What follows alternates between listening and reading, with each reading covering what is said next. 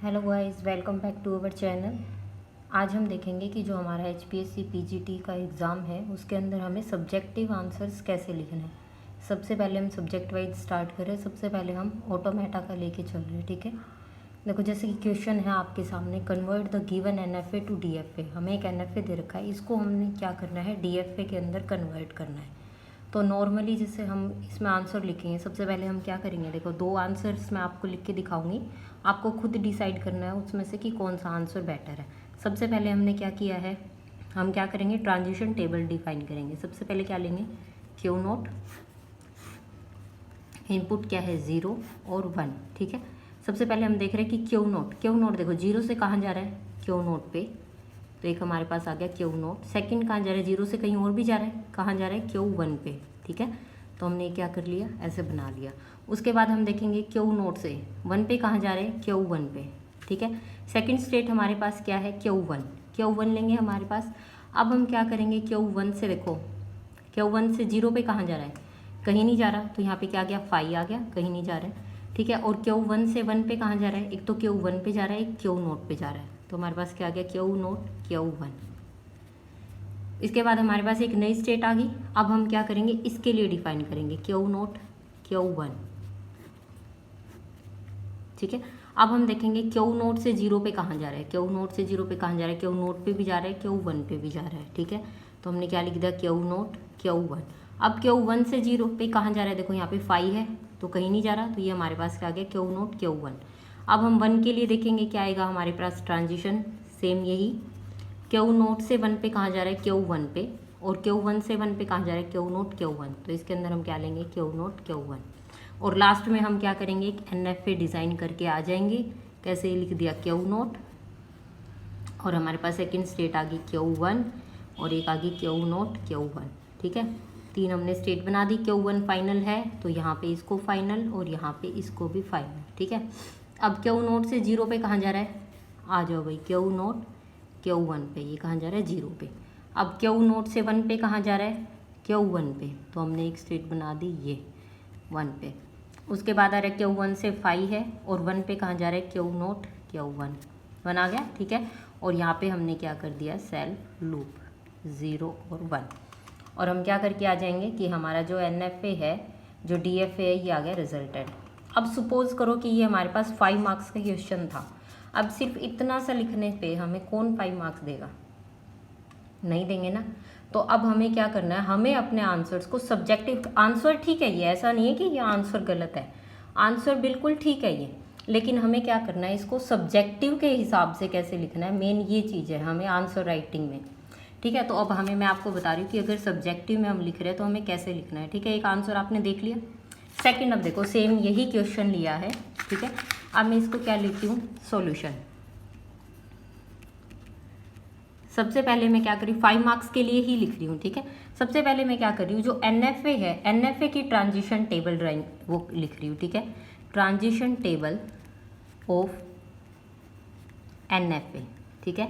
NFA का transition table लिखेंगे। अब हमने यहाँ पे क्या लिखा है, स्टेट लिखा है, और हमारे पास कौन कौन से इनपुट्स है, 0 और 1। उसके लिए हमें क्या करना है, इसको डिफाइन करना है। सबसे पहले क्या है हमारे पास, क्यू नोट, ठीक है। क्यू नोट 0 पे, क्यू नोट क्यू 1, ये मैं पहले बता चुकी हूँ इसलिए मैं रिपीट नहीं कर रही हूँ। 1 के लिए क्या लेंगे, क्यू 1, ठीक है। अब क्यू 1 क्या है हमारे पास, फाइनल स्टेट है, और हम यहाँ पे क्या आ जाएगा, यहाँ पे 5, और यहाँ पे आ गया क्यू नोट और क्यू 1, ठीक है। ये क्या है, ट्रांजिशन टेबल किसकी है, NFA की। अब उसके अंदर क्या करेंगे, अब हम हर एक स्टेट के लिए, ठीक है, अब हमें लिखना है डेल्टा डैश ट्रांजिशन। डेल्टा पता है क्या होता है सभी को, ट्रांजिशन फंक्शन होता है, ठीक है। तो अब हम ये क्या करेंगे, अब अगर हमें सब्जेक्टिव लिखना है तो हमें इसको बताना पड़ेगा कि वो चीज़ हमारे पास कैसे आई है, ठीक है। तो अब हमें क्या लिखना है, delta dash transition for state Q note. सबसे पहले हम स्टेट क्यू नोट के लिए निकालेंगे, ठीक है। कैसे, डेल्टा डैश क्यू नोट, और आउटपुट क्या है, पहले इनपुट क्या है, 0 के लिए लेंगे पहले, ठीक है। तो 0 से कहाँ जा रहा है, ये क्यू नोट और क्यू 1, ठीक है। तो ये हमारे पास क्या आ गई, स्टेट क्यू नोट क्यू 1, और यहाँ पे हम लिख देंगे न्यू स्टेट जनरेटेड। हमारे पास क्या आ गई, एक नई स्टेट आ गई यहाँ पे, ठीक है। उसके बाद हम क्या करेंगे, डेल्टा डैश ट्रांजिशन लेंगे, क्यू नोट के लिए लेंगे, 1 के लिए लेंगे, वन इनपुट सिंबल के लिए लेंगे, ठीक है। तो यहाँ पे 1 पे कहाँ जा रहा है, Q1 पे, ठीक है। तो हम ये क्या आ जाएगा हमारे पास Q1 और इसी को हम लिख देंगे Q1, ठीक है। अब सेकेंडली हम क्या करेंगे, मैंने जानबूझ के छोटा क्वेश्चन लिया है ताकि जल्दी हो जाए, ठीक है, और वीडियो भी थोड़ी छोटी बने। सेकेंड हम लिखेंगे delta dash transition for state Q1। अब हम क्या लिखेंगे, Q1 के लिए लिखेंगे, ठीक है। अब सेम वही procedure, delta dash Q1 coma 0 के लिए लेंगे, क्या है हमारे पास 5, यहाँ से भी देख सकते हो आप, ठीक है, अदरवाइज सोल्व करोगे तो भी वही आएगा, ठीक है। उसके बाद डेल्टा डैश Q1 कोमा 1 के लिए कहाँ जा रहा है ये हमारे पास Q0 और Q1।